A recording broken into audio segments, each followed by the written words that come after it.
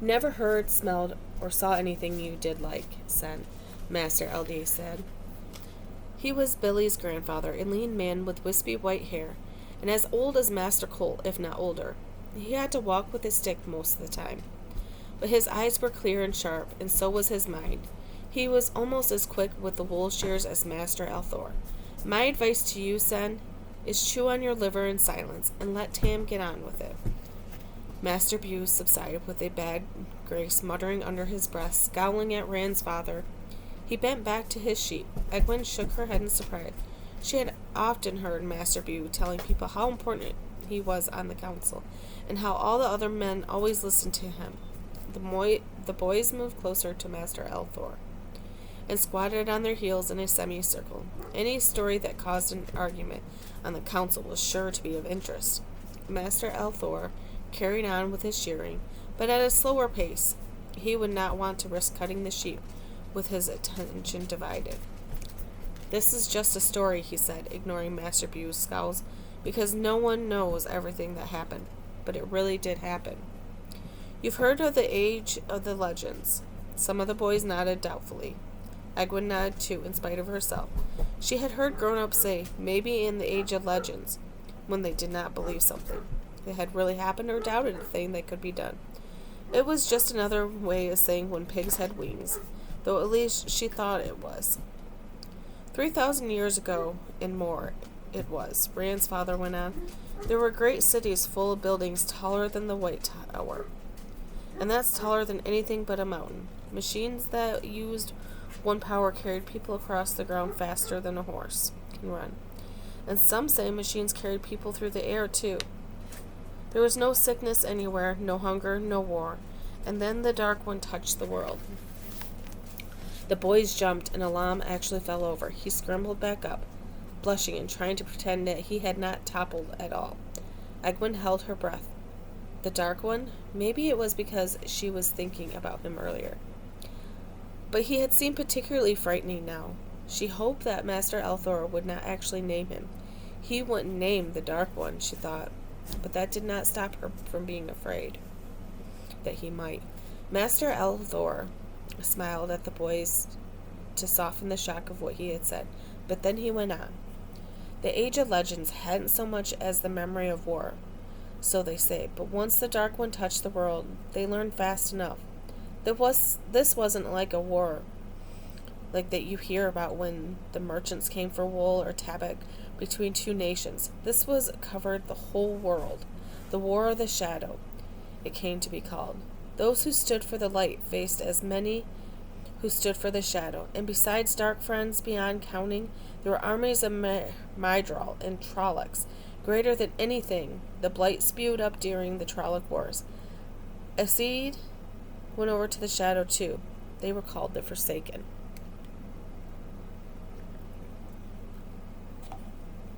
Egwene shivered and was glad to see some of the boys wrapping their arms around themselves.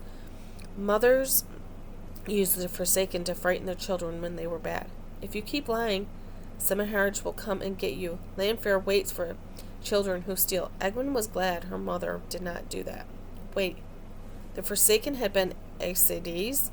She hoped Master Althor did not say that too freely, or the woman's circle would come calling on him. Anyway, some of the Forsaken were men, so he had to be wrong.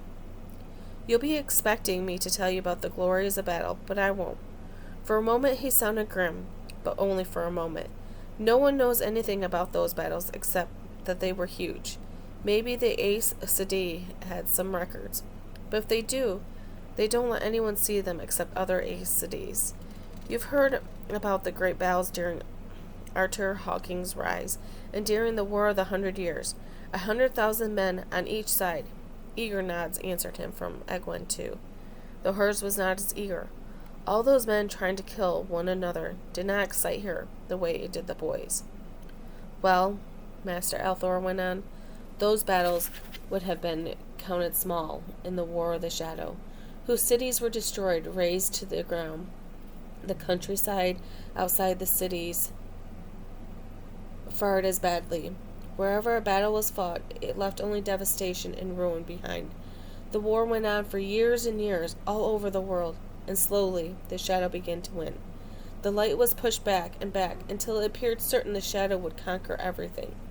Hope faded away like mist in the sun, but the light had a leader who would never give up, a man called Lews Therin, Thalmon, the dragon.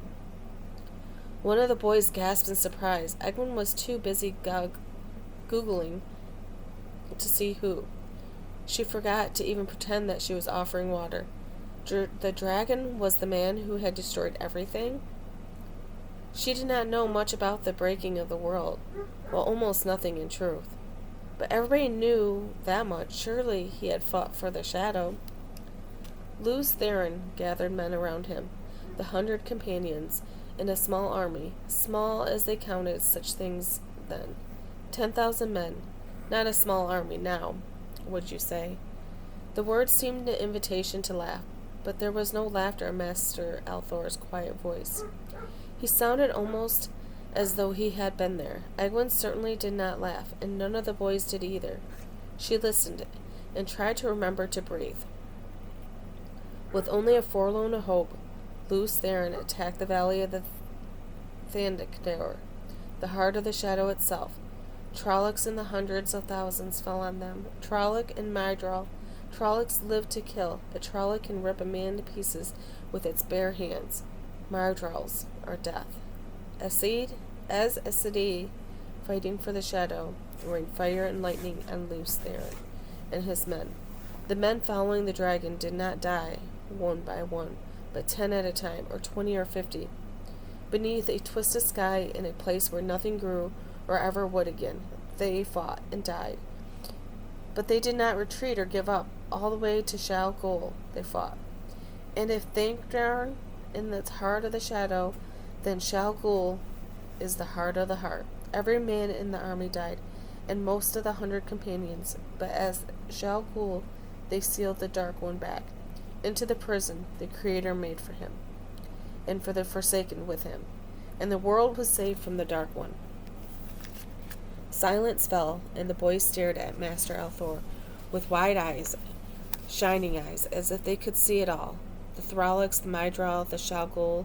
Egwene shivered again. The Dark One and all the Forsaken are bound at Shal Ghul, bound away from the world and men, she recited to herself, but she could not remember the rest, but had helped. Only if the dragon had saved the world, how had he destroyed it? Zen Bu spat. He spat just like some merchant's smelly guard. She did not believe she would think of him as a Master Bu again after today. That broke the boys out of the reverie, of course. They tried to look anywhere but the gnarled man. Perrin scratched his head. Master Althor, he said slowly, what does the dragon mean? If somebody called the lion, it means he's supposed to be like a lion. But what's a dragon? Egwene stared at him. She had never thought of that. Maybe Perrin was not as slow as he appeared. I don't know, Rand's father answered simply. I don't think anyone does. Maybe not even the Aes Sedai. He let the sheep go that he had been shearing and motioned for another to be brought. Egwene realized that he had been done with it for some time. He must not have wanted to interrupt the story.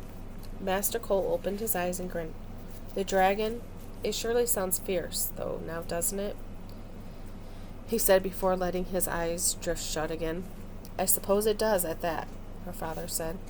But it all happened so long ago and far away. It doesn't have anything to do with us. Well, you've had your story, lads. Back to work with you. As the boys began standing up reluctantly, he added, there are plenty of lads here from the farms. I don't think any of you know yet. It's always good to know your neighbors, so you should acquaint yourselves with them. I don't want any of you working together today. You already know one another. Now off with you. The boys exchanged glances. Had he really thought he would let them go back to whatever mischiefs they had been planning? Mat and Dave looked especially glum as they walked and exchanged glances. She thought about following, but they were already splitting up, and she would have to trail after Rand to learn anything more. She had grimaced. If he noticed, he might think she was a goose-brained like Celia Cole. Besides, there were those far-off lands. She did intend to see them. Abruptly, she became aware of the ravens. many more than there had been before, flapping out of the trees, flying away west toward the mountains of mist. She shifted her shoulders. She felt as if someone were staring at her back. Someone, or she did not want to turn around, but she did, raising her eyes to the trees behind the men cheering. Midway up a tall pine, a solitary raven stood on a branch, staring at her, right at her. She felt cold right down to her middle. The only thing she wanted to do was run. Instead, she made herself stare back, trying to copy Naveen's level look. After a moment, the raven gave a harsh cry and threw itself off of the branch, black wings carrying itself west, right after the others. Maybe I'm starting to get the look right, she thought, and then she felt silly. She had to stop letting her imagination get the better of her. It was just a bird. And she had important things to do, like being the best water carrier ever. The best water carrier ever would not be frightened by birds or anything else. Squaring her shoulders, she set out through the crowd again, watching for Barrowin. But this time, it was so she could offer Barrowin the dipper. If she could face down a raven, she could face down her sister, she hoped.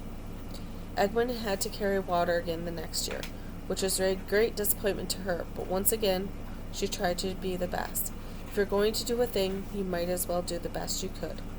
It must have worked because the year after, she was allowed to help with the food, and a year early. She set herself a new goal then, to be allowed to braid her hair younger than anybody ever. She did not really think the women's circle would allow it, but a goal that was easy was no goal at all. She stopped wanting to hear stories from the grown-ups, though she would like to hear from a gleeman, but she still liked to read of distant lands with strange ways, and dreamed of seeing them. The boys stopped wanting stories too. She did not think they even read very much. They all grew older, thinking their world would never change, and many of these stories faded to fond memories, while others were forgotten, or half so.